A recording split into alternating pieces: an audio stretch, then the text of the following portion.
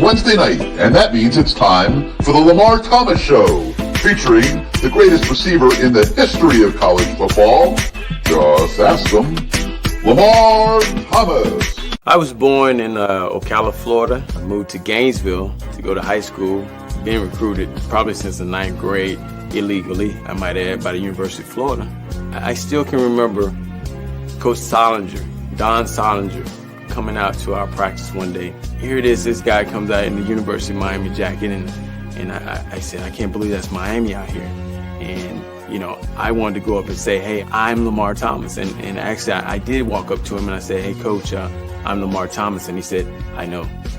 And that was the start of my relationship with the University of Miami. Another good block, and Toretto lays it out. Touchdown,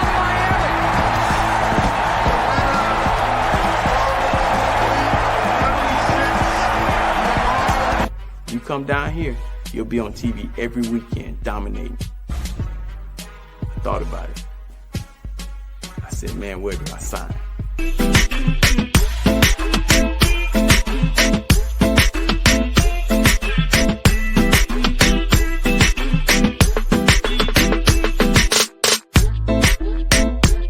My mom, on Saturday mornings, I would wake up and she'd be holding my hand. I thought she was the weirdest lady in the world. But she was holding my hands and she would be rubbing them and saying, one day these hands are gonna make you a lot of money. She was smart.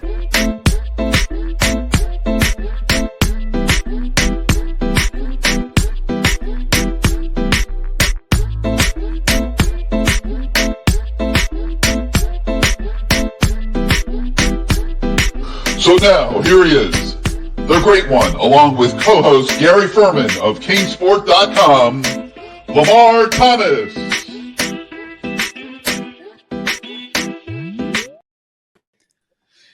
It's Wednesday night, Lamar. Ooh-wee, Gary. It's Wednesday night, and most importantly, it's Louisville week. Let me do it.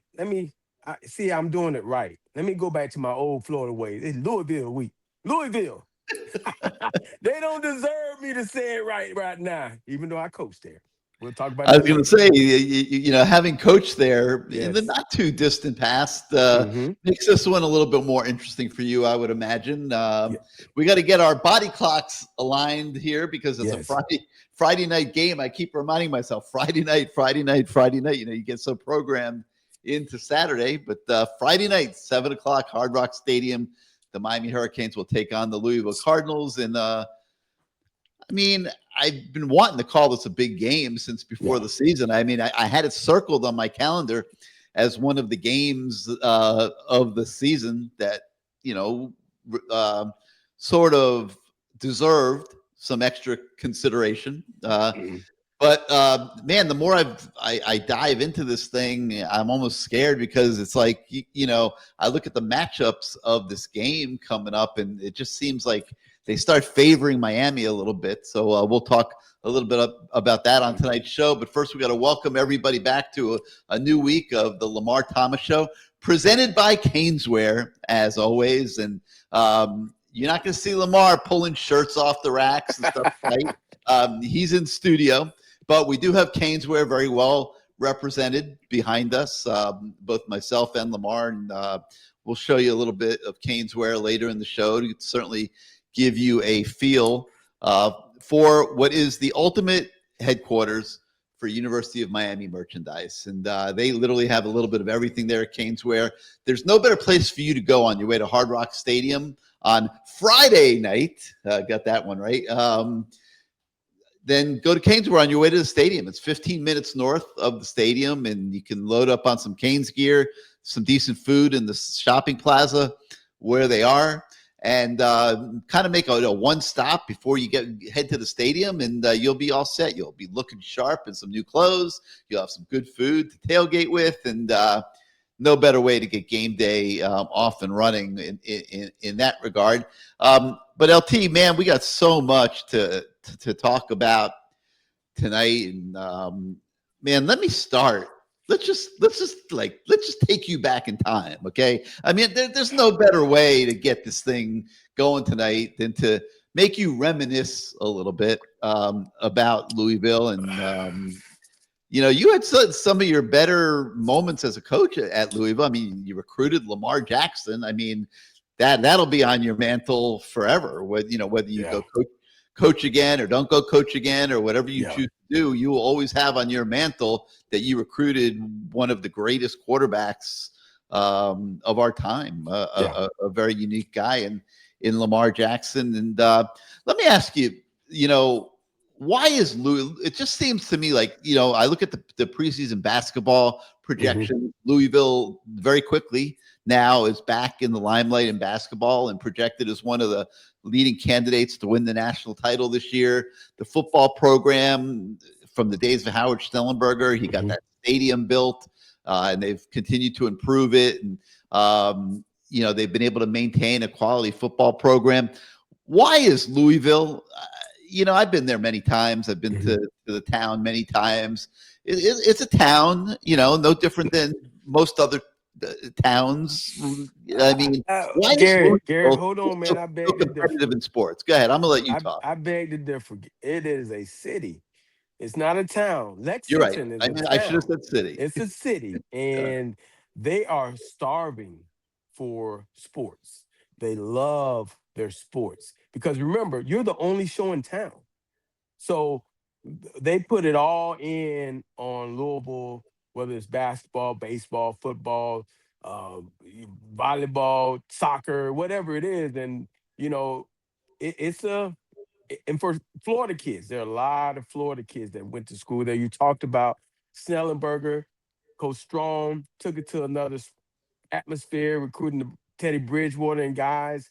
And then, Coach Petrino continuing it on. And, Brom is continuing that tradition. I give a lot of thanks for that from the AD who made it possible. There were rumors that he helped change the flight schedules that they would have straight through flights from South Florida to Louisville. And, they just love, there's a lot of guys still live there. It is, it's, they love Florida in Louisville. And you see that, and we'll see on Saturday, there are going to be a lot of guys, that are there that are from Florida in some type of way. And, you know, they, they always are able to get good athletes because you think about it, they can get some linemen and stuff from Kentucky or whatever. They can get some guys from Ohio. They can get some people love uh coming to Louisville to go to school. So it's an easy recruit. I tell you, it's an easy recruit. I know it was back when I was recruiting, it was the easy sell. It's hard to sell Lexington, because guys are not going to go back to Lexington when their playing career is over. Once they graduate or whatever they do, they're not going back. They're not going back to live. Louisville's a place just like Miami, where well, Miami for sure, you're coming back and you're going to stay. Michael, talked about that last week, but it's a place where a lot of guys still go back and they root themselves there, and it's a nice place, man. It really is a nice place to, especially again going back to what I said earlier. They love their sports. They love their sports, and I got to show you this, Gary. This was first ACC game in school history. Lamar Thomas, Oh wow! yeah, Look at that. 31-13 over the University of Miami. And again, I worked there and I pissed off some Miami fans because, hey man, when you're working for somebody and they're paying your bills and they're paying you a lot of money, you got to throw out all that other stuff. My wife likes nice things. We had a child born there. So I did what I was supposed to do. My coach told me press send on this text message, and it was pretty evil. It was pretty evil. But at the time, I wasn't working for Al Golden. Okay, I was working for Louisville. So the text kind of went, would you rather play here? And it had probably Miami on a spring game. I don't know what it was, but it was the cupboard was bare. The seats were There was a lot of orange in the seats, and it had Louisville when we had a big crowd, and we kind of used it in recruiting. And but again, it's they've always, and this is what I saw, they've always looked up to the University of Miami. Even when I was there, those kids, a lot of them were upset that they didn't get an opportunity to go to the University of Miami. You know what I mean? Miami, for some reason, didn't recruit them. And so they kind of fell back to a Louisville. And so, you could use that. And I'm sure Jeff Brom and some of those guys, they might even use that in the game. Hey, man, maybe you weren't good enough to go there, and use that as I know I did. Going into this game, I said, hey, man, obviously they didn't think you were good enough. So why don't you go out and show them tonight? So what was that like? Bobby Petrino telling you to send a text that is going to upset people that mean a lot to you. Being in that position, what was that like? He was pushing the limits. I think he was trying to see how far I could go and what my loyalty was. And obviously he was testing you. Yeah, he was testing me. And, I was in no position to argue with it. I was making over 200,000, man. I mean, and you're a young coach. What am I supposed to do? I pressed that thing. I thought about it for maybe a half a second. And he said, how's Aaron doing? And I knew what that was. How's she liking, the money? Right. So I pressed the button. I mean, it is what it is. I was working there. I had a job to do. My job was to win games where I was coaching. And it was, the only thing that got me through coaching there against Miami was that night they wore some funky green helmets and they wore black jerseys. They didn't look like my U. So I said to myself, I don't know who this team is. That ain't the U I know. That ain't the U on the 30 for 30. That's some other U. So that's what I kept telling the guys, and that's how I was able to compartmentalize that. And then the fact that, again, I got beat out by Beard. That was the first time. Al Golden hired Kevin Beard, and I was a little salty about that at the time. But, I was at Louisville, so it is what it is. But I had a job to do. It was tough, man. It was truly tough. And it's like that girlfriend that a guy might steal from you, and you try to tell your homeboys, I don't care about it. I don't care nothing about that. But inside, you care. You care. Man, I'll tell you, I couldn't imagine being in that situation. Does anybody still mention that to you? Do you still hear about that? Some of the fans, every now and then on Twitter, there's a couple guys I had to block because they never let it go. Every time I cheer about something, they say, you're the same freaking guy that sent that text out. Do you remember the guy sent that text out? Like, oh, man, I did. I mean, I was working for the guy. I can't apologize because it was what I pressed it. And I pressed it because, hey, man, I was making a lot. I was making some money. And at that time, that was a lot of money for position coach. So I had to do what he said do. Man, that's a tough one, man. I don't think people forget something like that so easily. No. And I think that's tough for you because obviously there's nothing you would want more in life than to be in the building in Miami and want people to move past that and forget about that. And nobody's more loyal to the Hurricanes than you are. I mean, without question. So it's man, that's a tough deal. And you have since you've applied for coaching jobs at Miami since then, and have not gotten them. And I know that's been really hard on you personally. Yeah. And man, that's just it just brings this whole thing full circle with this Louisville thing because that's why it happened. And you know what? You're not wrong. I mean, you were working for Louisville at that point in time, and college football is cutthroat. And man, well, I hope that before you get too gray, you got a lot of that gray stuff working there. I make sure I shave so I don't have any.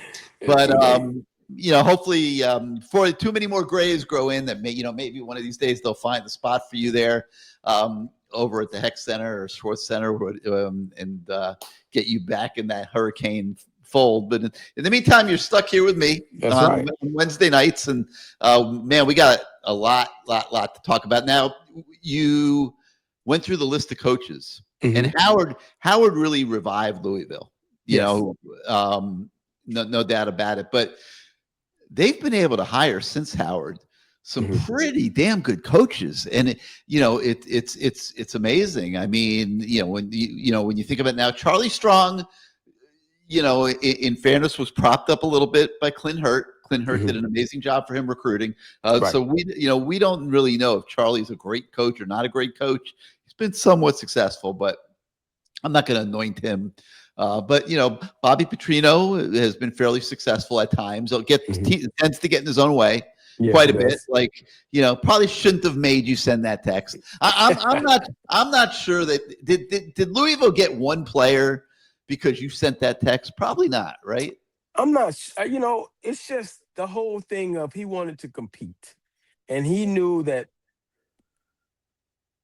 from me going from Western Kentucky to Louisville, he knew I had I was that guy that could get him into Florida high schools. And, once I got to Louisville, I was at a bigger school. It's no more excuses. I'm going after the big dogs. We play the big dogs. Let's eat. And a lot of those kids, man, they were great players, guys that probably should have gone to Miami, but they didn't. And we had some guys. I was going down their list. Guys, in my recruiting process, and I think I've told you this before, Gary, I would go down their list, and they got 50 guys committed. You can only take 30. So I was like, hey man, don't be left out, and you get a chance to play them. Wouldn't you like that? Yeah. So it was easier to compete against Miami because you're in the same conference than it was to compete. I mean, you could throw out the SEC when you're at Kentucky, but when you're on the bottom of the SEC, you're a doormat pretty much. I mean, that's hard, man, because they're like, well, it's the SEC, but so. But again, it was advantages to being there and beating Miami. And I think a lot of it had to do with Coach Petrino and his offense and his, what he was doing at the time. Gave D'Onofrio and Al Golden some problems that night, and so we were able to eke out a win that night. So but the point I guess I'm making is they've been able to hire some pretty good coaches, and Jeff Brom, who they have now, is a very good coach. He's as good as any play caller in college football, quite honestly. If he's got the talent, and he's got the quarterback, he can dial it up on game day with the best of them. And I imagine he's going to come into Hard Rock Stadium Friday, Lamar, with he'll have some wrinkles. I mean, he knows that Miami has him outmanned a little bit at the line of scrimmage, and there's even talk he might use multiple quarterbacks. He'll probably come with some things that maybe they weren't expecting or ready for. But what is it about Louisville that allows them to attract quality coaches? Well, one, Gary, they've never shied away from paying guys, and they got some money up there. The Kentucky Derby is in walking distance there. Whatever that little deal is, I mean, it's in walking distance. A lot of horse money up there, and there's a lot of financially set people up there that, again, you're the big show in town, in the city, and they don't mind shelling out. And so the ADs usually have I wouldn't say a hard task getting people to donate money. And that might be one of the reasons why they're able to get good coaches, because guys know that you have a Florida connection. They've had good players. You can get the run of them. You might get a guy that maybe is thinking about going to Ohio State. He might fall a little short. You can get that guy. Now they've added Vince Morrow there, who was a big time recruiter for Kentucky. He got a lot of guys out of Ohio, and so it's a great place, man. It really is. I would rather coach there than Purdue, and I see why Braun would leave. It's a good place, and he's from there. So your son, the son is coming home to coach there. His father coached at a high school, local high school, coaching Lebanon. So um, all those coaches they've had in the past have been able to get paid nicely, and they were able to get good players. I mean, think about it. Yeah. Sam Madison was there. Mhm. Devontae Parker. A lot of great players come out of Louisville that you might not think of. I mean, they put some guys in the league, man. And there's some good players, some really good players that have come out of there. So you mentioned the South Florida connection, and I credit Clint Hurt for getting that thing going. I mean, back when he was there with Charlie, but they've certainly maintained it.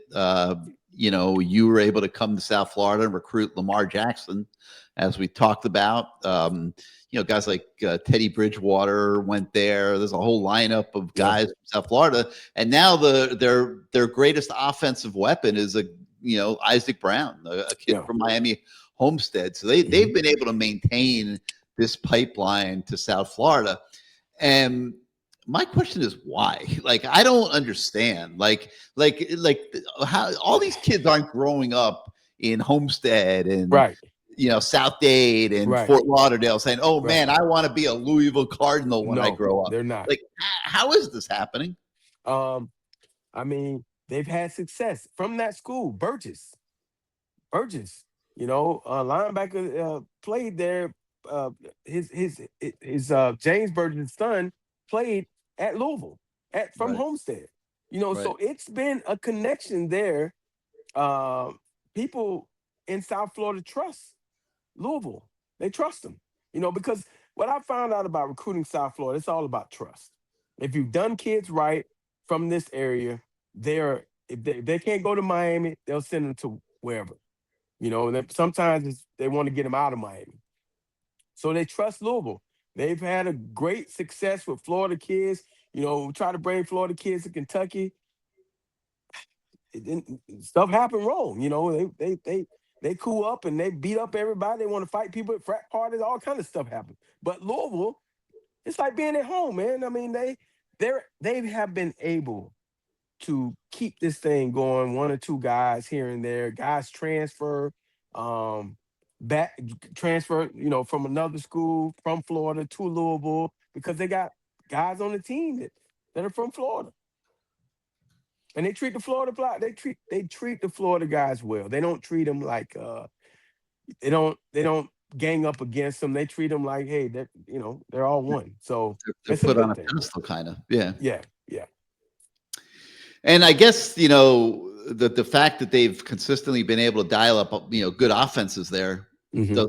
doesn't hurt the situation. Louisville's been scoring points for a long Yes. time now. Yes, they have. And with this Jeff Brom guy, man, I was in his offense, and it's Petrino's offense. I think a little bit more modernized. Um, what they're gonna try to do is if they can get a bead on what you're doing, they have plays for every Everything. one of those. If they know that you're going to be in cover two, they're going to beat you right up the middle. They're going to attack the weaknesses. Those guys are that offense with Brom, Petrino, they're very thorough. Okay. Running game, they're looking at where that three technique lines up. And let me tell you something else.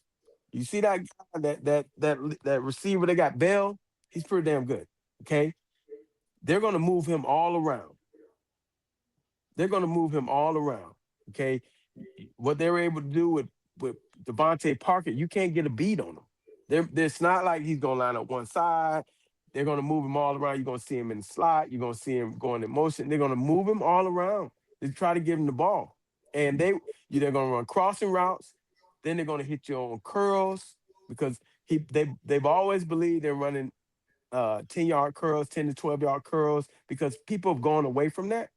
So they'll run the 4-5 curl a little deeper than that. They'll run curl stops. They'll run and if you're off to the field, I know Petrino, one of the main things I had to do in his offense as I'm the signaler, I had to look and see if they were off to the field because they don't hesitate to bang a hitch, a quick out. They're gonna take what you give you. And if they can be able to beat on it, they got one of the best. I don't know if he still does it now. I don't know. I don't know if he still does it, but they got a guy. You're gonna see a tall guy named Pete. And boy, Pete is one of the best signal stealers ever. If he can steal your signals and he radio down to it, they're in cover 3, Bron. They're in cover 3, Jeff. I mean, if they can steal your signals, boy, they are on point because Is they Pete have still played. there? Pete is still there. I Is he? talked to Pete earlier. Last year I asked him about, you still selling signals? I'm gonna be watching you, dog. He said, man, I'm not doing that no more. I saw Pete. Pete probably still trying to get a bead He's on you, but stealing signals. Pete's one of Yeah. the best ever, man. He studies that stuff. He's a great guy too, man. But when they got you down, boy, let me tell you something. They know what coverage you in. They know when you finna blitz. And boy, if they got you, and they're Yeah. good at it. I'm not saying they cheat. That's not really cheating.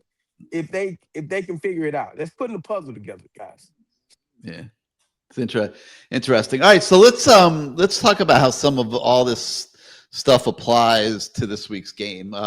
So we're coming in. We've had 2 open weeks in the last 3 weeks. The Florida State game was sandwiched between 2 open weeks, and Right. I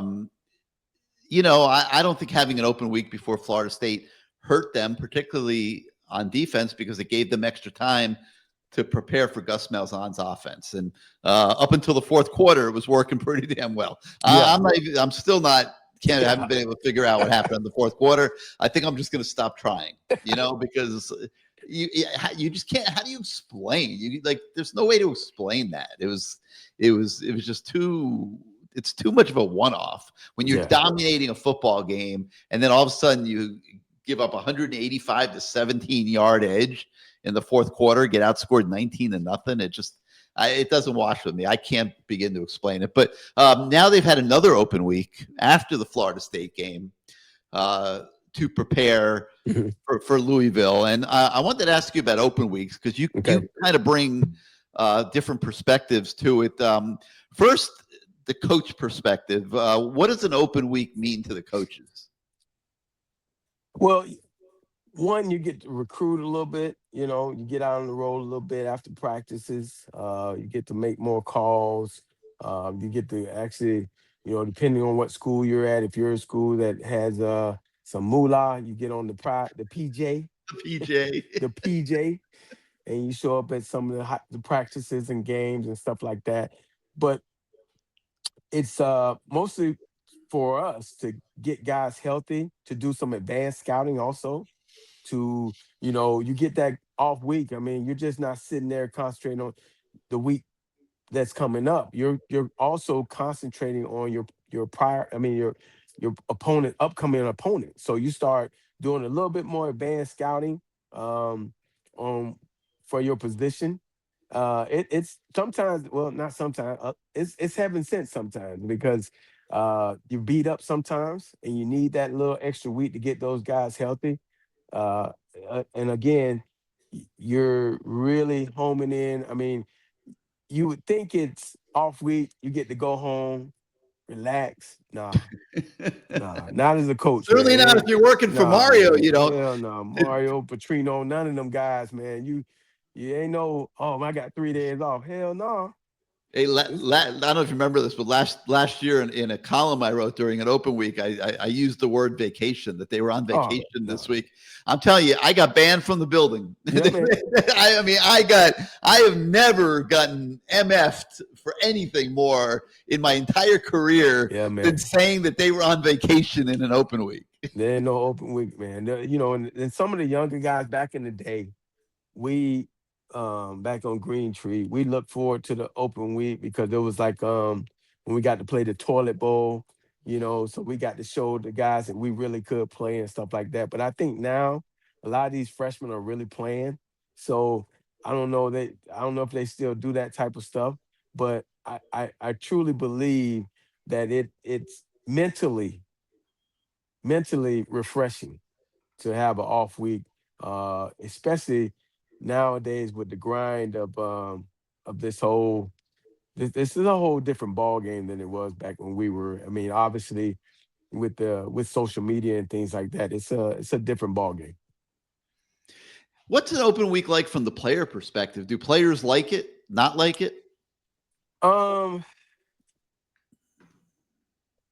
Well, if I think back let me think back as myself as a player. I didn't like that too much, man. I wanted to keep playing, man. 'Cause, You wanted to man, play. our practice was rough, man. It was rough back in the day, man. It was competition, man. It wasn't no getting no rest. You had to still keep your position, and we were going at it. Now, as as a coach, I think a lot of these kids they like it because the schedule changes a little bit. We might not practice as long. Um, we probably might not meet as long. Probably no meetings in the afternoon after practice. So there is some a little bit less for the kids, for the guys. So maybe they like it. I'm pretty sure they like that. But again, I'm from a different era, man. Off week didn't mean off week. It was, and that's where Mario kind of gets it from. Ain't no off week, bro. We going at it. Now, the ACC gives you 2 and 3 weeks. Okay, is that a favor to Miami, or is that a negative? 2 open weeks in 3 weeks. I don't know if I've ever seen that before. I haven't seen it either. I don't know how they. I don't. I don't think they've ever done anybody any favors now. Maybe Clemson, but yeah, it's kind of odd to see it like this. I probably would have preferred it being later on, but maybe between the two cold weather games. But um, I don't know. I mean, this is different. I mean, I kept saying, man, we got another off week, but hey, it is what it is, Gary. You take it, you make it, and you just continue to get better. Keep sharp, well, iron sharpen iron. So I'm pretty sure that Mario he knows what to do. I mean, he's had experiences many times before.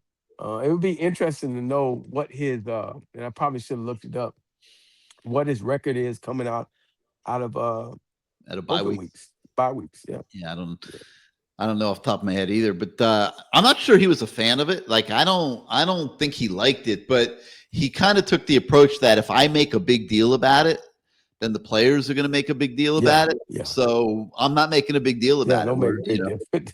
We're managing it. We're Yeah. doing what we got to do, and Yeah. we're moving on. But I'm sure he didn't like it. Why would he like it? There's nobody needs 2 weeks off in a 3-week span.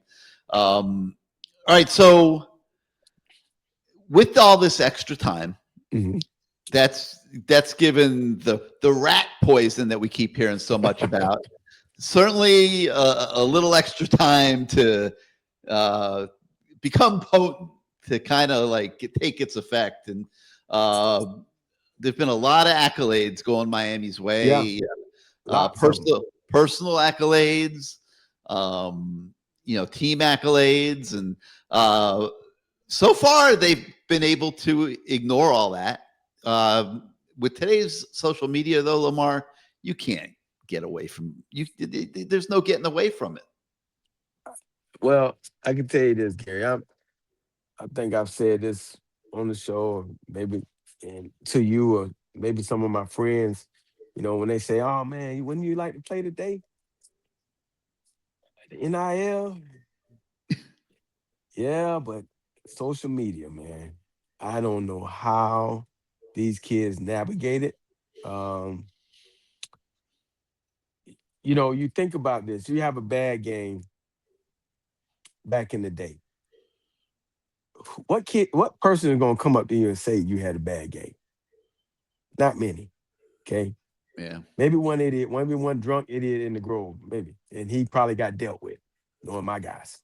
But if you turn on once you turn that phone on and you click on one of those sites and you've had a bad game, it could be brutal, and you know,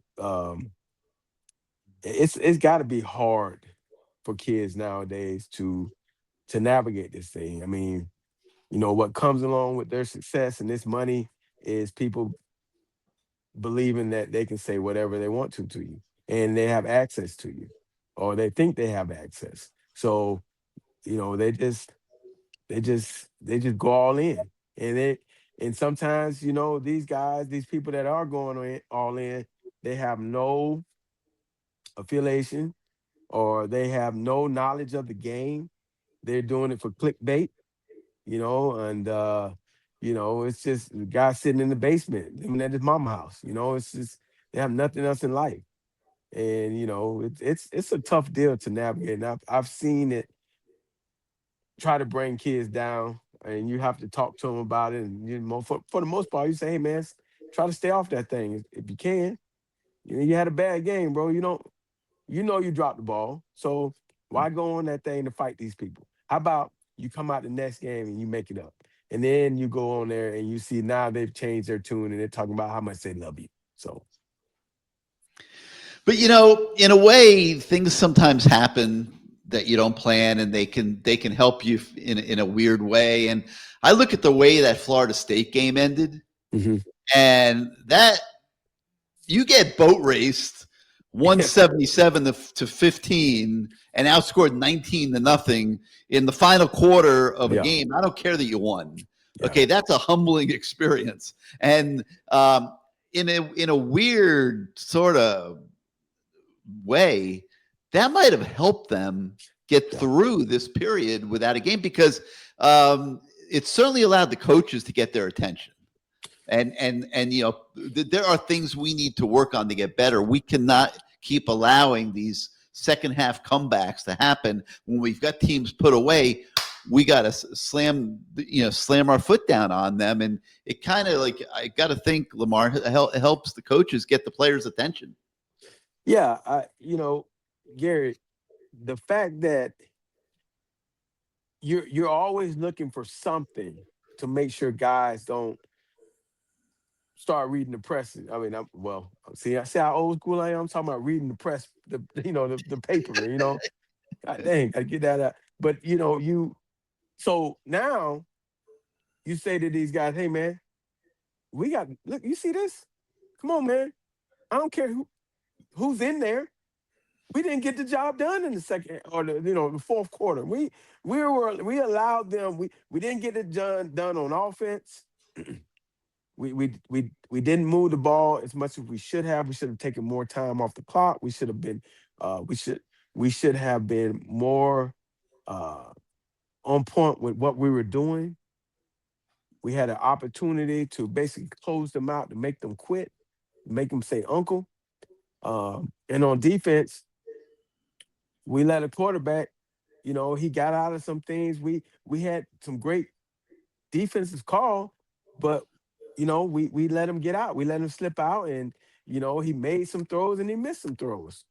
So we have to home in on what we're doing so that doesn't happen again. So you watch that film over and over, and I know how, most of the time you put things to bed and you go into the next week, but I think it gave them an opportunity, those coaches, to show that we're not where we want to be. Because if we're where we want to be, we would have, it should have been 38-3. You know what I mean? So, and if we're really that good, I think we're good, but we're not great yet. Because once we put together a whole game, that's greatness. All right, well, we're going to be joined in a minute by a guy that knew how to stomp on a guy when he had him down and keep him down for good. That's our main man, Vernon Carey. But first, let's hear from our friends at CaneSport. Welcome to CaneSport. New store, new items, same great experience. Family owned and operated since 2010, CaneSport has the latest merchandise from the Miami Hurricanes, Miami Dolphins, Florida Panthers, Inter Miami CF, and more. Come visit us at our store in Davie on University Drive, just south of 595, or online at caneswear.com. CaneSport, the spot Miami fans shop. And like I said, Lamar's not in the store tonight, so you got to rely on the pictures behind us and that video we just showed you. But CaneSport is your spot to get anything that you could possibly want, Miami Hurricanes. And they've got hats and jerseys and polos and T-shirts and, magnets and you name it, they've got it at CaneSport. And they got it in all sizes too, men, women, kids, babies, and dogs. Dogs, yeah, they will dress your dog at CaneSwear. So whoever you want to dress in Canes gear, you can get it at CaneSwear. They're at 2655 South University Drive in Davie, or you could shop them 24 hours a day at caneswear.com. Go by on your way to the stadium on Friday night. It's 15 minutes north of Hard Rock Stadium. Great pit stop on your way to the Rock, and pick yourself up something nice to wear to the game. And then, of course, like I said earlier, there's a lot of food in that shopping plaza. You can get some barbecue over there. You can get some subs over there. Great place to go on your way to the game. So 2655 South University Drive in Davie, or caneswear.com. Make sure you give CaneSwear a visit sometime soon. All right, now we're going to bring in the big guy onto our show, and Vernon Carey. And Vernon, great to see you again, and welcome back to the Lamar Thomas Show. Oh, thanks for having me. How y'all doing? Doing good. Well, Vernon, you know what? I got to tell you, man, what a great freaking golf tournament you put on. Oh, thank you, man. Yeah, man, we've been putting that on for 16 years now, man. So, been a blessing. Got a lot of great sponsors. They rock with us every year. We able to pour back in the community, give back to the community. We give scholarships. We do back to school. We give kids shoes. Actually, we're doing another event up in Tennessee this year with my sons. Wow. School too. So, just giving back. That's what it's all about. Well, I'll tell you this, man. Speaking of pouring, there's a lot of pouring out there. There's a lot of pouring of liquor. Yes, it is. Matter of fact, we just put the picture up of what was in my bag, and it's a lot. Look at that, boy. That's something. That is a goodie bag if I've ever seen one. I mean, yes. And Vernon, let me tell you something. Then you put me with the John Anthony Wine and Spirits team. Oh, yes. With Adrian Ruiz and Mike and Kent Shockey. I mean, These guys are sending me some Pinot Noir for my wife. That's right. I mean, good Lord, man. I mean, it was it's a good place to be, man. It's a good place to be. It was so much beverages, adult beverages out there, and food too. Man, it was food on. Oh man, I had to. You remember I told you, Vernon, I had to pray about them ribs. Oh man, yes. I had to pray. And we had the Hooters out there. Hooters. Oh man, you had Hooters. You had the sausage sandwiches. Awesome. Yep. Man, it's a great event, man. I think we had 18 holes. I think we had 12 liquor vendors. Yes. Oh yeah. Yes. It was that type of event. It was that type of event, Gary. My wife was like, "Where are you?" I'm like, "On the way." I can't drive home. On the way, I think. Hey, Vernon, man. So, I mean, you being from Miami, Northwestern, a Bull, you coming to the University of Miami, and pretty much dominating. As you see this O-line, what are your thoughts on this O-line and what they've been able to do so far this year? Oh man, it's very impressive, man. We used to have a saying when I was there was, if we keep our quarterback off the ground, we'll win the game. And they are displaying that. You know what I mean? I think we're very strong on the O-line and D-line, and that's what we've been lacking at a couple of years. We always have skill guys. You know what I mean? But to get those guys in the interior and to be strong like they've been playing, and we got a little depth there. Yes. Like you said, if we could just finish the game, complete a game, then you'll know we're really for real. But I think we're for real. But hey, I'm gonna just sit back and just enjoy the ride, and I'm gonna talk smack. We are talking a lot of smack. But when you see the continuity of these guys, and as the O lineman, how long does that take usually? I mean, how long does it take for guys to come together and play as one unit? It takes a couple of months. It can take a whole summer. I mean, as long as you guys really work together, really have a real true bond. You could call guys out, hold guys accountable. it's easy to get things done. You know what I mean? It's when you got a sugarfoot or be kind and not be fake with your words. But if you could be real with your words with guys and articulate what you're trying to do and how you're trying to do it, I think usually good things happen when you communicate well. Hey, Vern, back when you played, obviously you were a big offensive tackle coming out of high school, but you were kind of a one-off in a way. Like you were the biggest guy, and offensive linemen, obviously we're always big kids, but like nothing like what we're seeing today where everybody's 350 pounds. And, you look at that Miami O-line room. I'm not sure if you've been down there recently, but man, like even the freshmen are huge kids. And hey, you know what they say? They're paying them young. They eating better. They got better trainers. They got everything better. Something has changed. That's what I wanted to ask you. What's changed? Like, how did the position evolve into this? Hey, Deion Sanders said a long time. Must be the money. It's the money. It's the money, man. I mean, you got to think about it. Kids are training earlier at a young age, because they're able to come into money earlier. You know what I mean? When we was coming out, we had to wait 5 years or 4 years in college. Now, shoot, they get money the first day in college. Yeah. So I mean, it's totally different. I mean, it's really minor league with a little education. Exactly. Hey, That's Vernon, exactly what it is. It's minor league with education. So, it's just adapting, and the guys are getting faster. Guys are getting better, coming out quicker and faster because, like I said, they know they got money coming, and they training their body to be in better shape. So, like an athlete, they becoming professionals earlier. Vernon, we were talking about the off week, and I tried to remember back in the day. I mean, we back when I was playing, man, it was war. Even then, I mean, we had the one little day off for the toilet bowl, but other than Yep. that, we was getting it in, dog. It was still competing out there Yeah. because Yeah. they kept us hungry enough that we couldn't wait to get back to playing. Yeah. I don't remember that week. All I do remember is the toilet bowl. Yeah, see, That was the fun part. Yeah. that was the tradition. But I Yeah. just know that it went right back to normal. It's right back to Well, getting now it they in. get 2 weeks off now, right? Yeah. Yeah. I know. And they I play don't know. one more game, right? So it's like Yes. the game has totally changed. More games, more money. Because I guess they need more money to go around, right? Could you imagine the social media deal?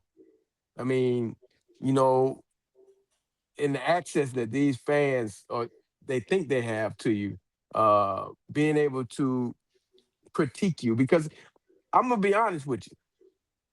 If I was in the Grove, and let's say, because I know you didn't, but let's say you missed the block. I ain't gonna be man enough to come up to you and say, "Hey, dog, why you missed that block?" Because you're a big, massive man.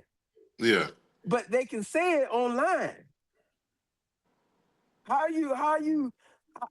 would you have dealt with all that stuff? And what do you tell your kids on how to deal with this? I guess being a professional, you got to have tunnel vision. You know what I mean? Mm-hmm. You can't really pay attention to the haters or naysayers out there because, you know what I mean? You got a job to do and you can't really be distracted with what they're saying. It's your job to prove them wrong. You know what I mean? Yeah. And take advantage and use it as motivation to fuel you as an athlete. You know what I mean? To do better and prove them wrong. So, I mean, you got to make the best of what it is.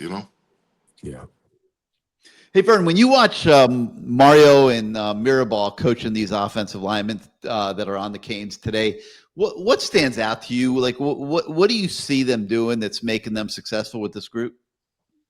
Well, Mario, he always been good with offensive linemen. I remember when I first got there, he was the GA.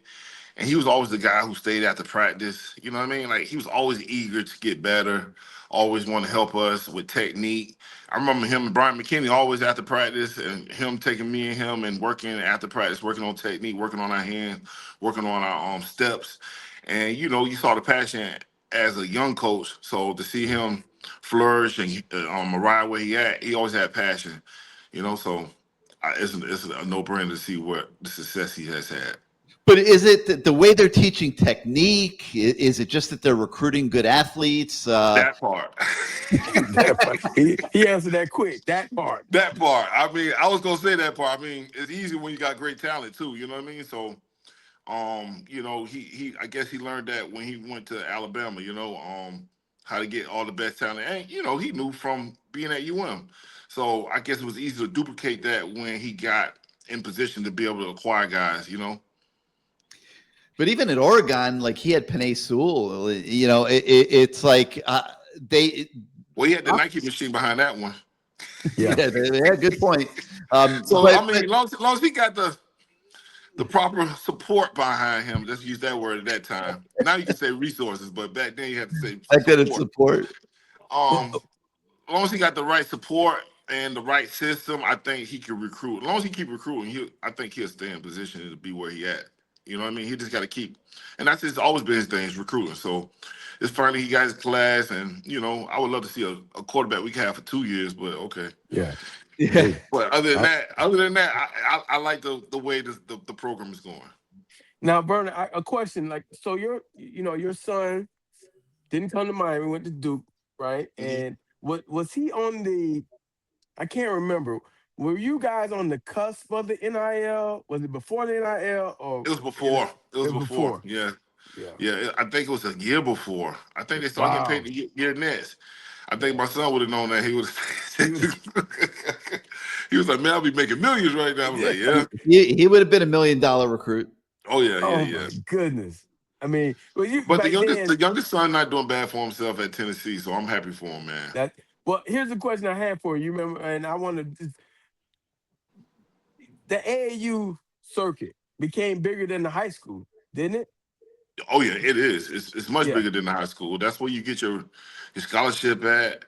That's where you earn everything at. It's the travel league, because it's good players playing against good players. So you get to see how truly good players are, instead of you playing in high school and it'd be lopsided. You beat a damn kid 40, 50.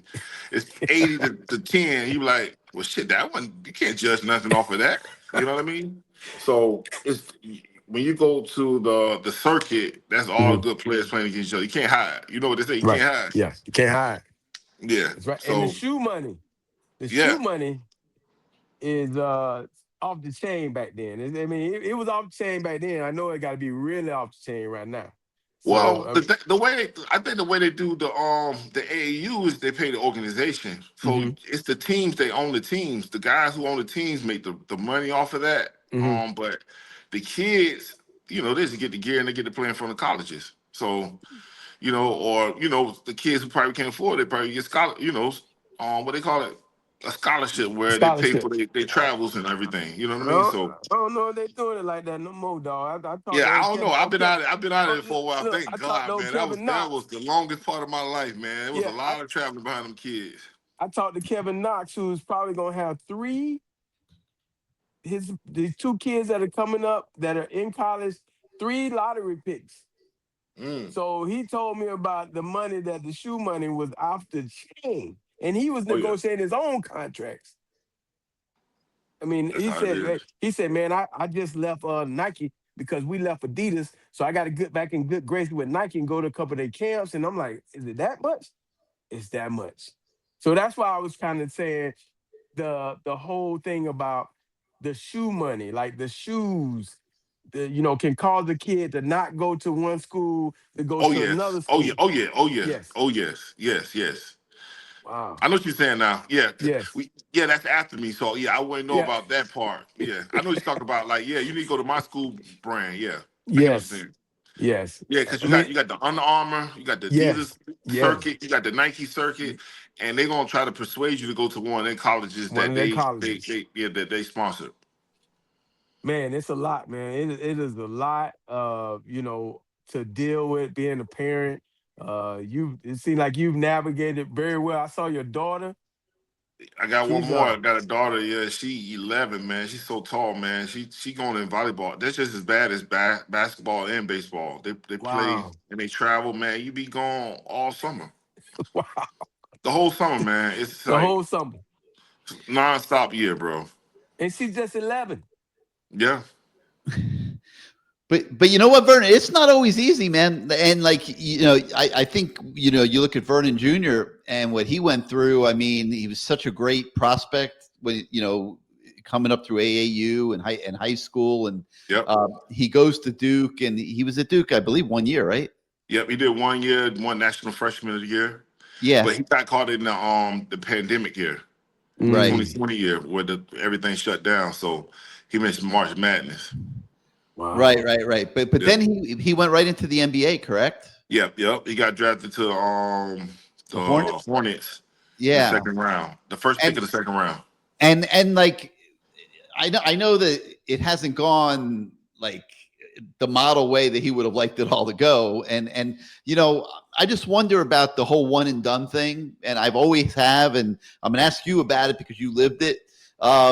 Would he have benefited from spending another year or two at Duke and just continuing to develop? I would definitely say so. Yeah. I think 1 more year probably would have helped him. But he made his decision. It's Right. part of life. You got to make them, and you roll with them. But right now he's out in Houston, and he's doing there. He's with the G League, Okay. and he's trying to get his knee back up the right part because he missed the whole season because his knee was messed up. But once he get back up the right part, they're supposed to bring him up probably around January or February. So hopefully he just, get through that process and he get where he need to be to. And he played with the Wizards also 1 year, right? Yeah, he played with the Wizards. And then he went overseas and kind of killed it. He was the MVP every month, November, December, January, and then he got hurt.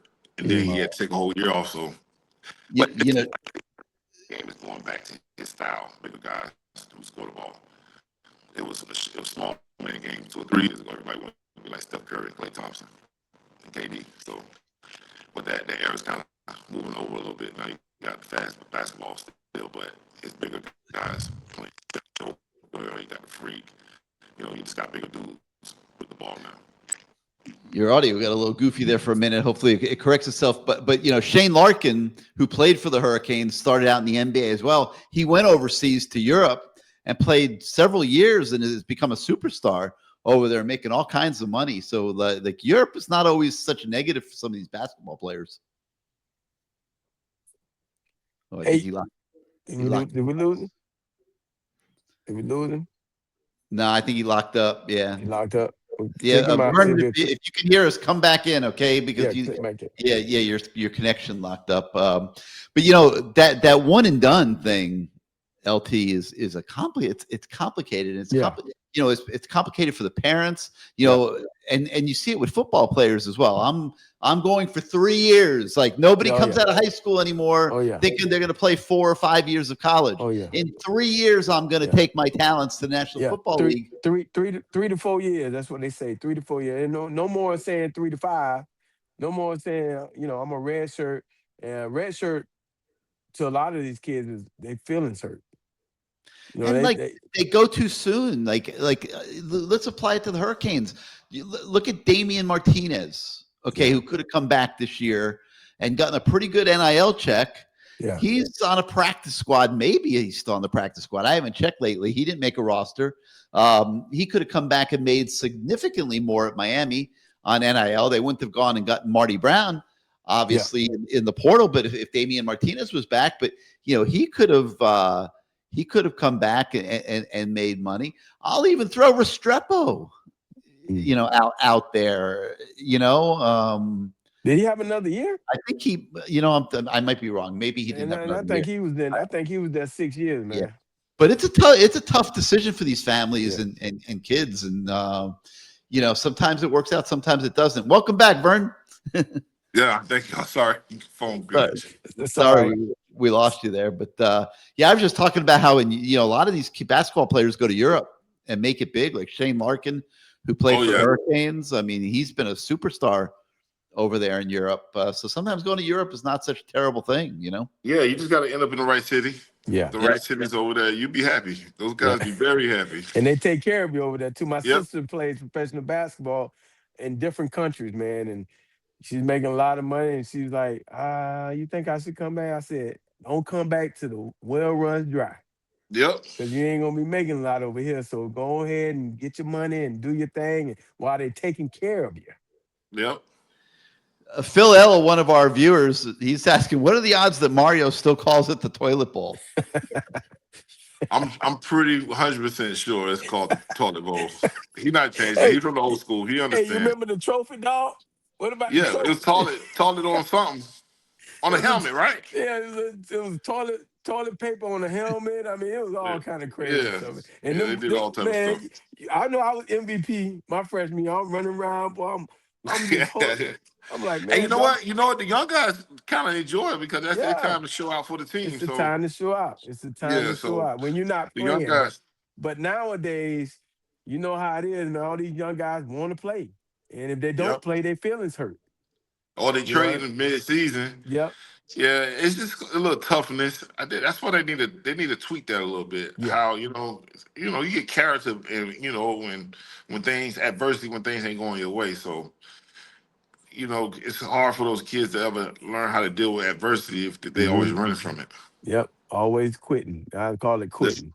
Hey, Vernon, I gotta ask you this. What's it like for you to come to the games now? Like, I mean, you traveling, you got the kids and all, you had all that. Now, we're winning this year.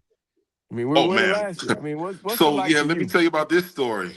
Last week I got to check something off my bucket list was go to Florida State game. Oh yeah. And man, let me tell you, man, I got in character, man. I was like, man, I started drinking, and everybody know me, man. I was like, man, I was talking smack in the line. I was like, boy, we gonna beat y'all, and I was for sure knew we was gonna beat them because I saw the week before when they lost to Virginia. Everybody kept Yeah. talking about this quarterback from Florida State. I said, he ain't what he think he is, because I see how he moving. He ain't that guy. I mean, he acting like he that guy, but he not that guy.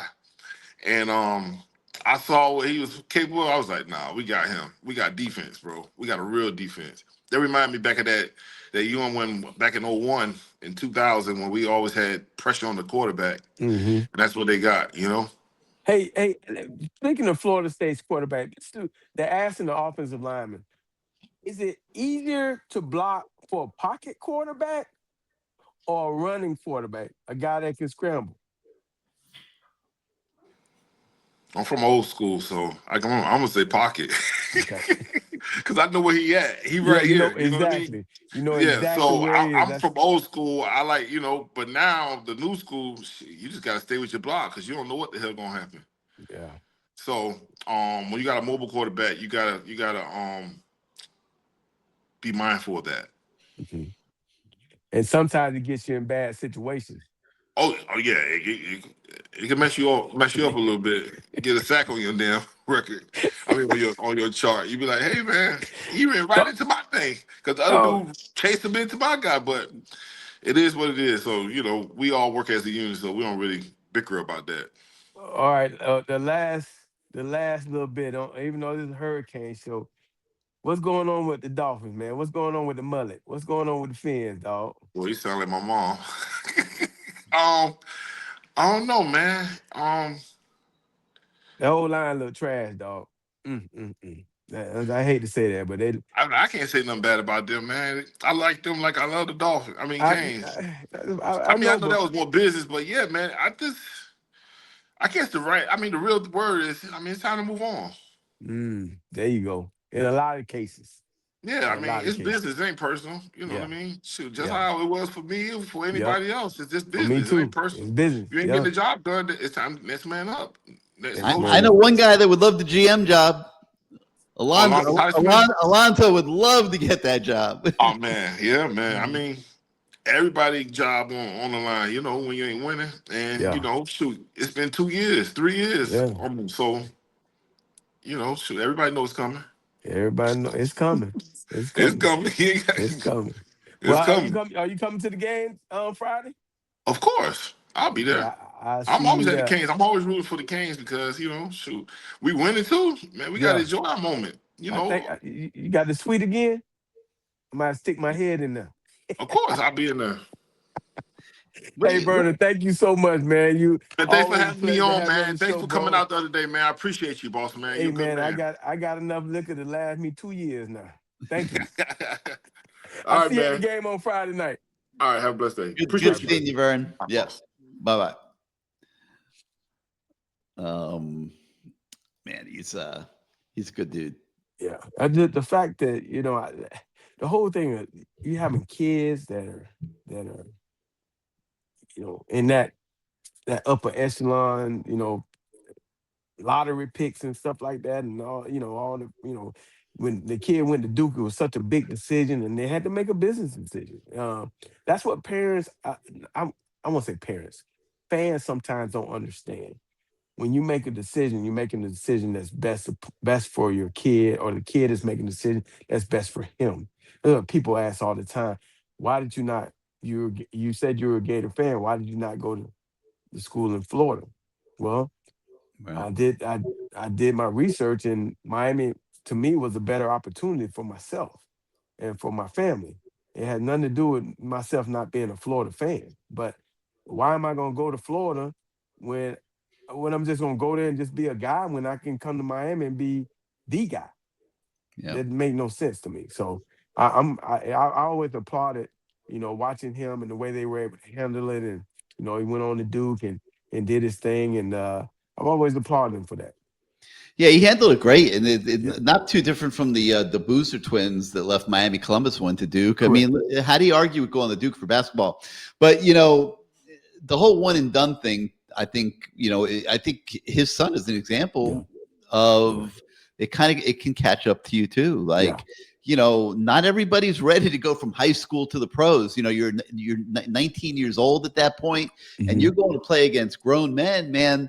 It's like it's not as easy as everybody thinks it is. Yeah. And it didn't work out so great for Vernon Jr. I'm sure he made plenty of money and he's taken care of for the rest of his life, but he would have been better off probably staying at Duke for another year or two and developing more. Again, he said that he got caught up in the COVID, so he didn't get March Madness. So that might have been an opportunity for him to see whether he wanted to do it or not. Because now you're going up against the best of the best each and every week. And if you do well, okay. If you don't, then hey, maybe I should stay. You just never know. And that whole COVID thing, I think it hurt some people, hurt a lot of people, but it also helped some people because it gave them more years to, you take that COVID year, they threw it out, and now you continue to. I mean, you think about guys playing 6 years, 7 years, 8 years in college.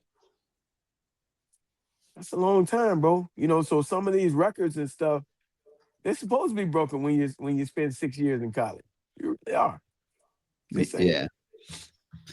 All right. So we talked a little bit about the rat poison, and how that's been an obvious theme. Fighting the rat poison, not listening to what everybody says about you.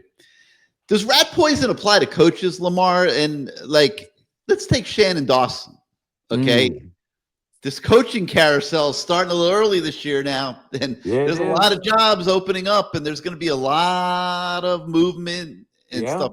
Very obviously, Shannon's got a very aggressive agent who's putting them out there for head coaching jobs on a regular basis and stuff.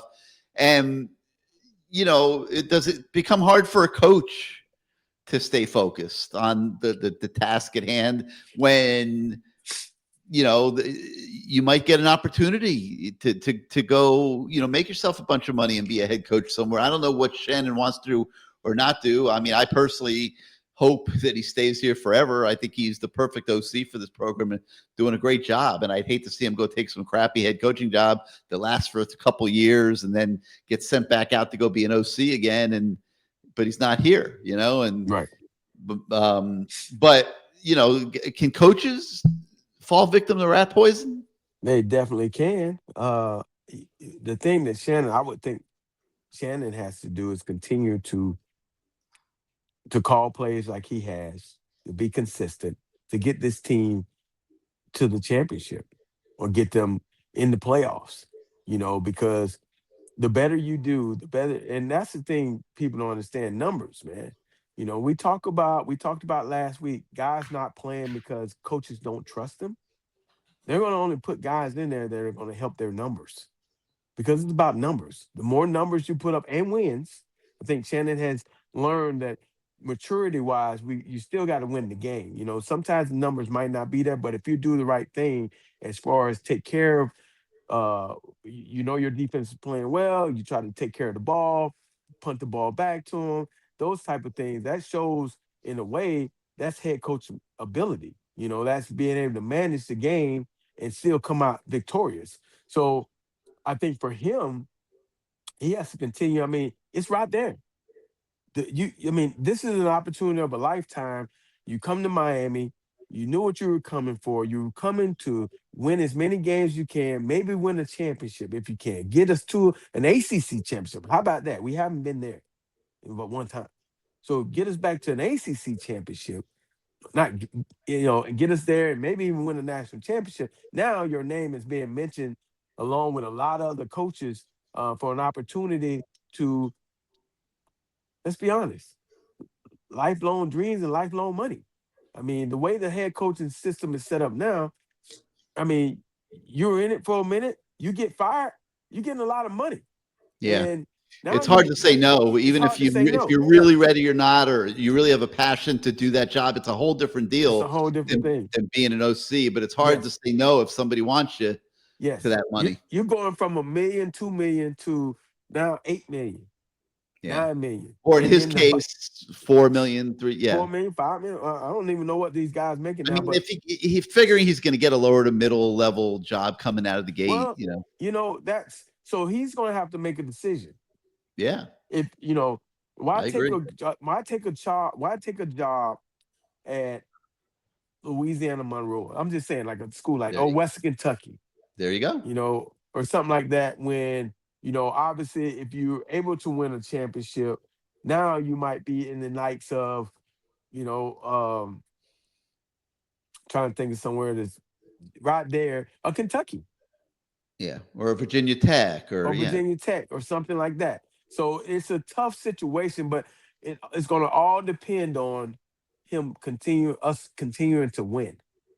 I think in both coordinators, that's what you get the jobs for. You get the jobs for yourself to one day be a head coach, and but you have to do what you're supposed to do, win ball games, play solid on whatever side of the ball you're on, and show that you can manage the players that you're coaching, because now you've shown that you can manage the team or organization or your side of the ball. That's another reason why special team coaches also make good head coaches, because I didn't know this until I became a head coach. I mean, a special teams coach.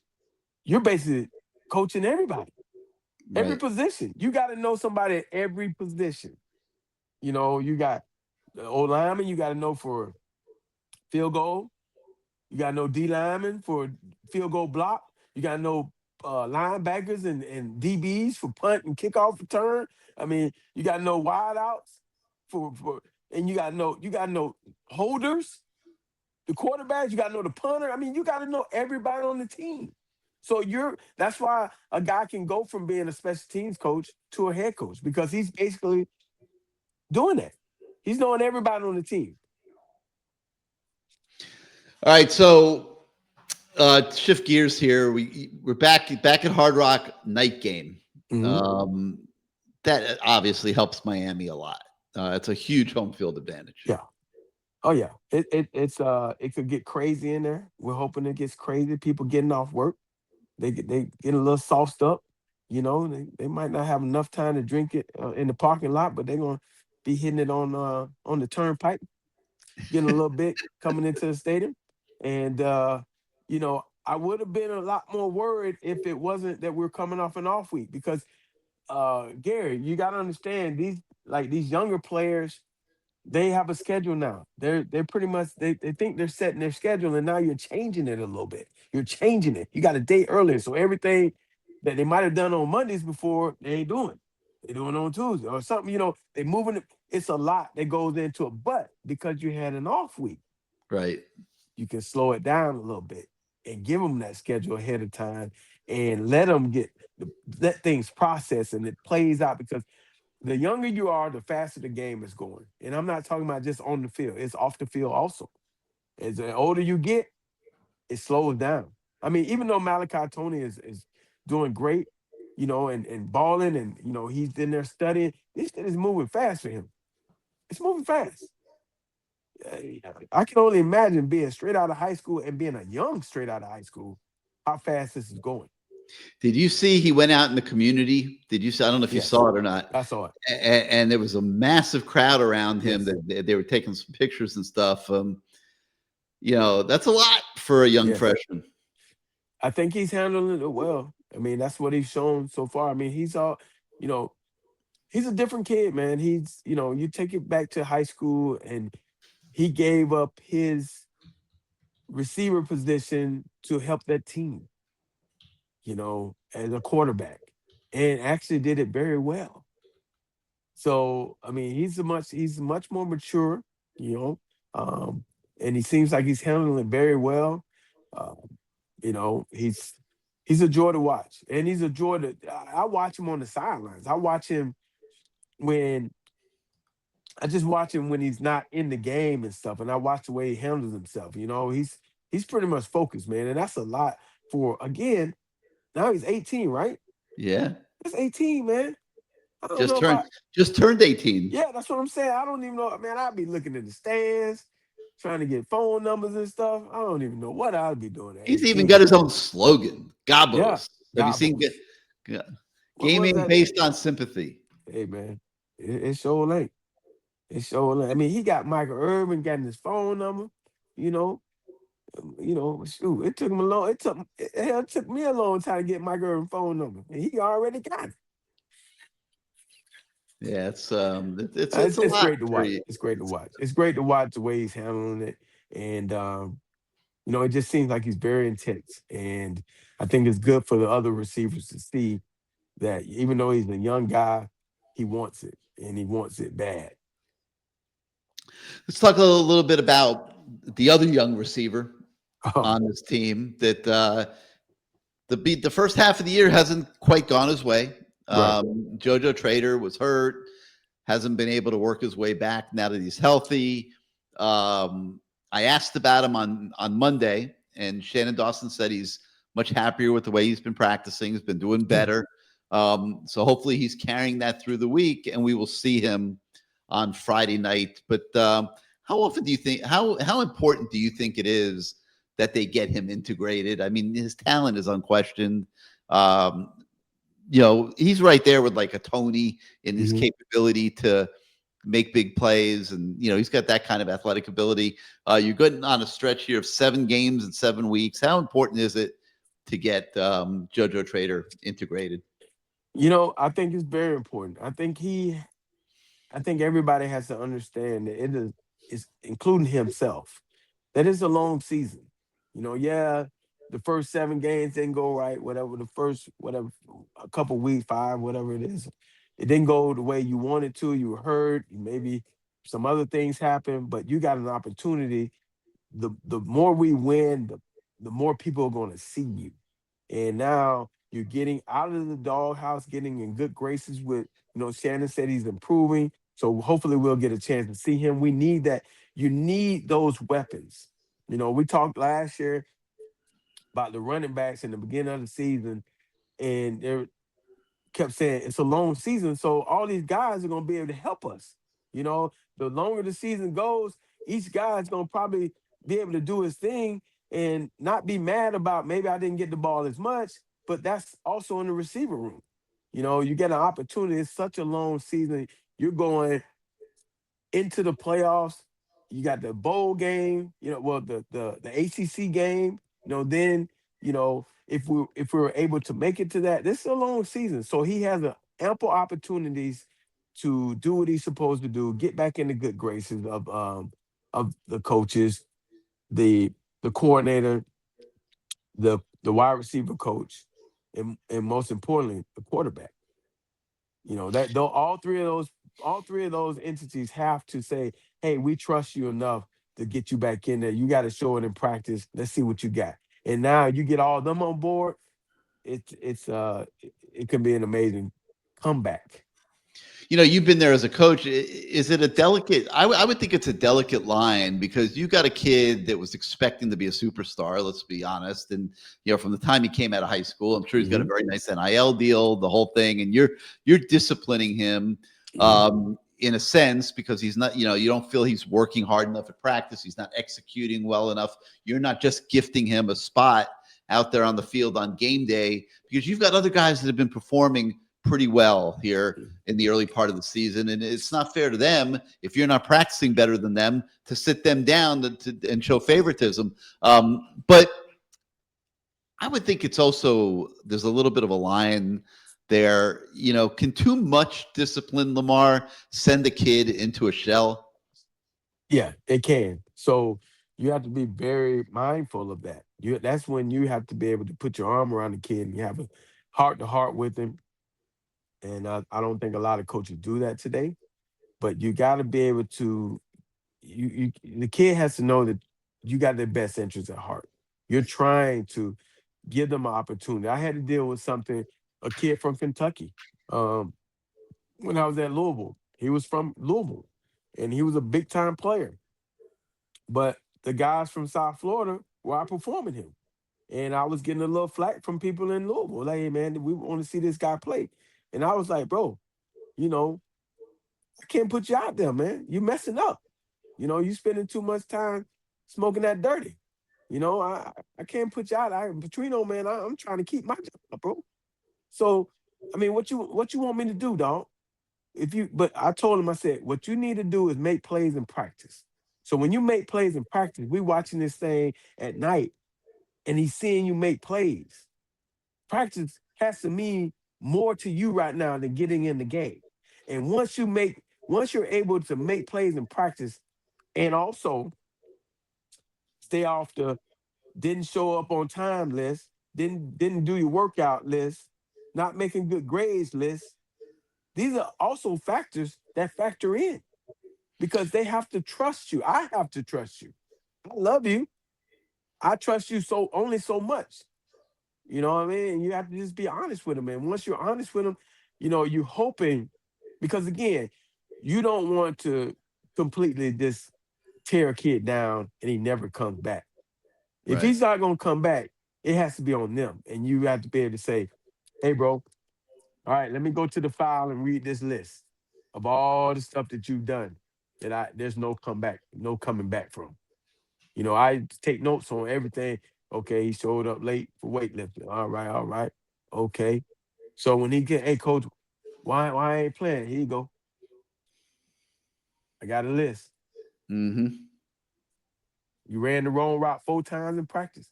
You in a walkthrough, you messed up. How am I gonna put you How am I in, supposed dog? to put you out in the game? Right. How am I gonna put you out there, man? I'm committing coaching suicide, putting you out there, bro. Yeah, it's true. For real, I can't do it. You just made me. You don't even know the stress level you just gave me, because we have a meeting after the walkthrough. And Petrino used to berate when your kid messed up on perfect Thursday or whatever the hell it was, and it wasn't perfect. Oh man, and my stomach used to be hurting because you knew it was coming up. You wanted to go to the bathroom a little bit, but you knew it was coming because he was. What the? Did he not? Does he not know the plays? Are you not teaching him, Lamar? Are you serious? What am I paying you for? I'm paying you a lot of money. I should send your ass to Miami. Yeah. Please. All right. You got a hookup? You got an in over there? I'll buy my own plane ticket, Bobby. But yeah, man, it is it's a lot. So I hope that what Shannon said was correct, and that we get an opportunity to see him, because he is such a talent, and you just don't want him to get in that whole mindset of I'm leaving. You know what I mean? Because now that doesn't help anybody. I mean, and people are in his ear. Yeah, oh yeah. All over Hollywood. It's a tough situation, especially when it's a local kid. But Shannon did say he's been spending some time with him as well. Good. And it sounds like that's what you need to do. That's what you have to do as a coach, man. You have to be able to let these kids understand that you do believe in them. Yeah, you're just trying to give them an opportunity to learn. You got to learn. You got to do it right.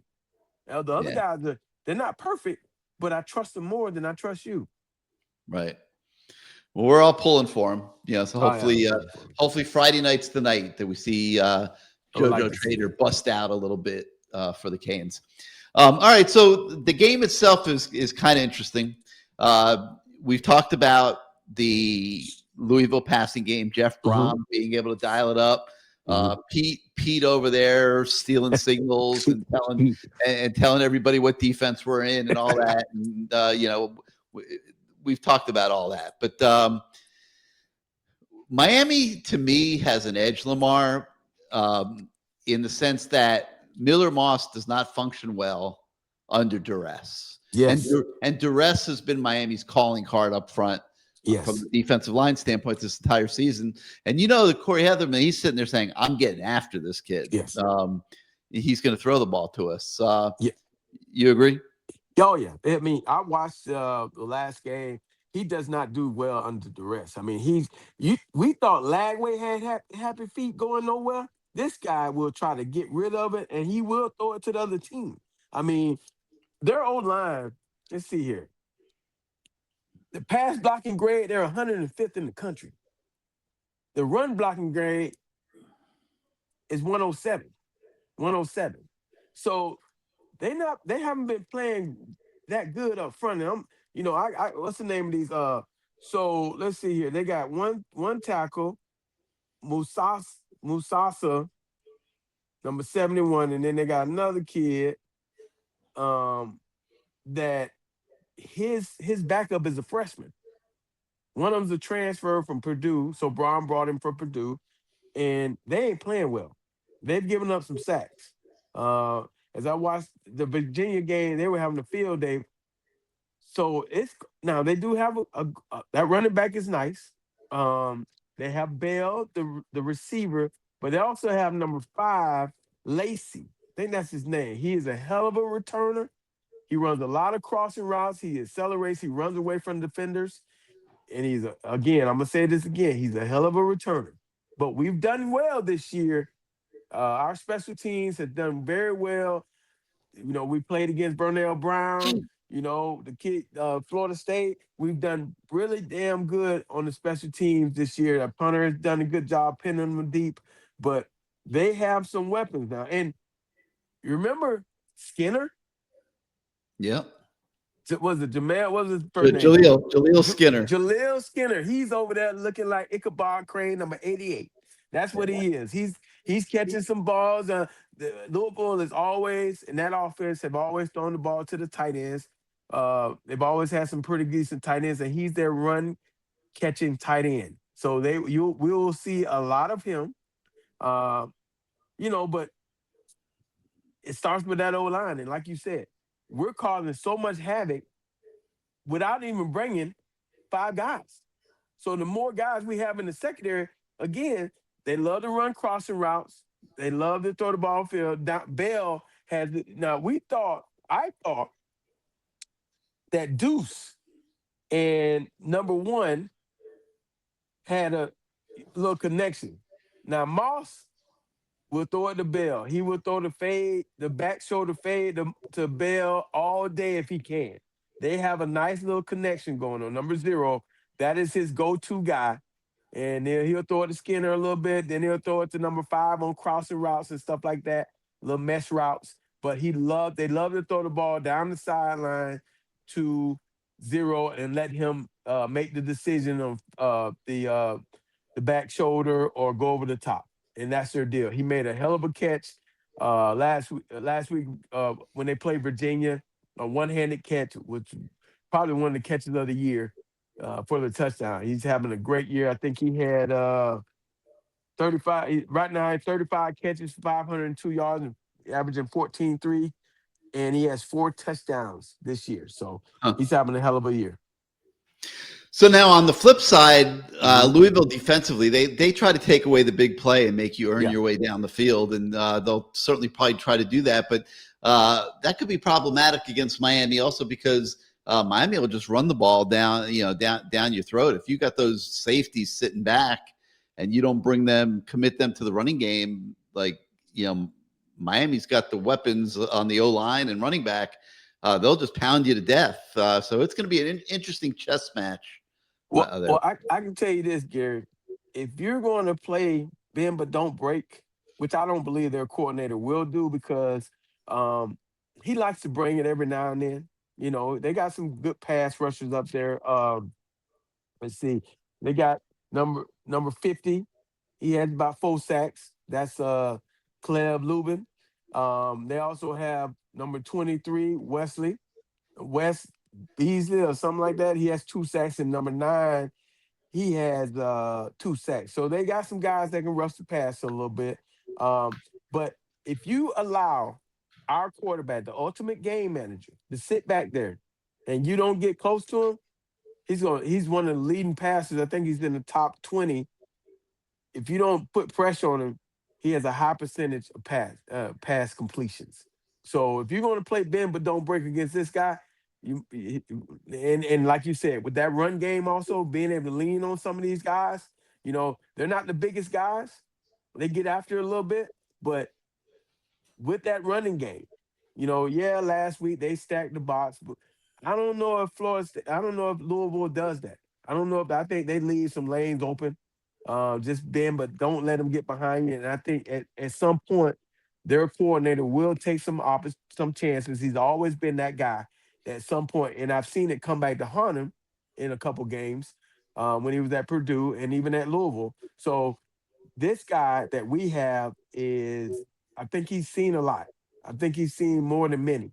So I'm pretty sure that he is prepared, and those guys will be prepared with that running game to do damage to Louisville's defense. Yeah, so it'll be an interesting game, and I don't know if the stat is right that MG of a Pine Frine, I guess I pronounced that right. Appreciate that. We appreciate that. Well, we talked about Mario coming out of bye weeks, and if he's right, 9-2, that's a pretty good record coming out of bye week. So I'm expecting Miami to put a complete performance together this week. I think it's been a point of focus, point of emphasis, and with the bye week, and they should have a pretty good focus. And I'm expecting this to be Miami's most complete game this year. That's just my personal expectation. We'll see if it plays out that way. What I'm hoping is we're able to continue, like we did those first 3 quarters against Florida State, play very good, solid defense, get after this guy. You're not going to have to worry about where he is and put so much pressure on him that he's just chucking it like he did against Virginia. And we're able to get some turnovers. And on the offensive side, take what they give us, lean on them a little bit, make them stress a little bit on offense where they have to try to take chances, run some reverses, run, the reverse pass, little trickery plays. But just drive it down their throats, run and pass, force them to take chances. And once they take chances, just crush their spirits. And I think all will be well. All right, let's take this thing home tonight with a little word association, and right. I got to come back with the emotional side that we started the show with. And what do you think when somebody says Louisville? First, when you say, I have to get my mouth right, Louisville. Louisville. That's the first thing after Louisville. Well, you got defensive when I called it a town. You're like, it's not a town, it's a city. So you still got a little Louisville in your heart there. I mean, it's they gave me an opportunity. I mean, I did really enjoy being there, other than I got a little burnt out of Coach Petrino, but it was a good city, man. The AD was great at the time. I was really upset 2 years ago when they came down here. I was upset. Boy, that hurt me. That one, they came down here and that hurt. But I think this is a whole different team, and I'm all in for my guys, man. We got to get this win, and you'll see me talking to Brom. You'll see me talking to Vince Morrow, who's over there from Kentucky. You'll see me talking to Big Pete. You'll see OP, he tall. You'll see me talking to their defensive coach. You'll see me talking to a lot of people, but in the back of my mind, I want to get this win. and I think we will happen. But I'm always had love for Louisville, man. They were good. They were good to me. Lamar Jackson. And that's one of the reasons, LJ. Yeah. Seeing what he was able to do there, believing in what I was speaking. Remember, that was back in the day before NIL, so I was able to recruit him with just my mouthpiece, as far as him trusting him and his mother trusting what I was saying about their future and what I saw in their future and what I thought that Coach Petrino and the University of Louisville could do for them, and it all came true. So yeah, I'm gonna always have some type of affinity for them. And I had to go to Kentucky and cheer against them. And it was all, and the Louisville fans was like, wait a minute, guy, you was just saying how much you loved us. And no, it was all crazy. But it is what it is. It's all in the coaching game, man. It changes just like, fans don't change, but coaches do. And so do kids nowadays. So you got to get used to it. In the crazy world of college football, he's now back as an interim head coach at the school where he had to leave, Bobby Petrino. Well, he's somehow, let's see, I'm trying to maneuver his way to be the head coach. However it happened, he's back at Arkansas. He came back as a coordinator, and he was able to get that job. And they lost a tough one to Tennessee last week, but they're still. And I know it's important to him. I think they're ranked in the top 10, one of the top 10 offenses in the country. So I think he's trying to get that job to be, you talk about all these guys, you talk about the guy at SMU having an opportunity, you talk about the guy that last week at Florida State, Gus Malzahn, having an opportunity to maybe go to Arkansas. But Bobby is saying, hey, I want the last word on this. So the Arkansas fans, they love him, man. They love him. Hey, they feel like it wasn't their fault he fell off the motorcycle. It wasn't his fault he fell off the motorcycle. It wasn't the girl's fault he fell off the motorcycle. They've kind of forgotten about it. So, it's yet to be seen. But Arkansas is saying that they really are going to have a coaching search. So it's yet to be seen. I think if he's able to string together some wins, he gets that job. All right, let's take it home with Mario Cristobal. Hey, Mario, this is a big game now. This is, every game is a big game. This is a great test for our defense. I really believe not because of the quarterback being a runner or being that good. It's just this offense is going to test us. They're very smart. They're very, you rushing forward, they're going to call some screens. They're going to call some draws. They're going to do a lot of different things. Jeff Brown crossing routes, the fade, the back shoulders, the cover two, run in between the two safeties. They got a lot of stuff in their arsenal. I think it's going to be up to his coaches to continue to be able to change and adjust during the game and outthink them in the chess match, because they're trying to figure out what you're doing and they think they got you, they will have you. But if you keep it where you change it up a little bit every now and then, confuse them somewhat, you're going to confuse that quarterback. And all you need for that D-line to get there is half a second. It could be it could be a beautiful sight for Miami to put together 4 straight quarters of dominance. That's what I'm hoping. That's what I want to see. I want to see 4 quarters Friday night. Let's do it. All right, LT, another great week. Lamar Thomas Show. We got to thank Vernon Carey for coming on as great guest. Always love talking to Vern. Got to thank CaneSport, man. CaneSport for being the presenting sponsor of the Lamar Thomas Show. You see some of the great merchandise and the photos behind Lamar and myself. We showed you the video earlier. Lamar's usually in the store, showing you some of the stuff off the racks, but he's in the studio tonight. But make sure you go buy CaneSport on your way to Pro Player Stadium on Friday night. Load up on some Canes gear. They're 2655 South University Drive in Davie. If you can't make it there in person, go to caneswear.com and you can buy just about anything you want hurricane related at CaneSport. So it's the Canes Louisville, 7:00 on Friday night. Friday night. Don't forget, it's Friday night now. Friday night. LT, I know you'll be there. I'll see you there. Hope to see a bunch of our viewers out there as well. So for LT, I'm Gary. Thank you so much for watching the show tonight. We'll see you next week, everybody. Go Canes.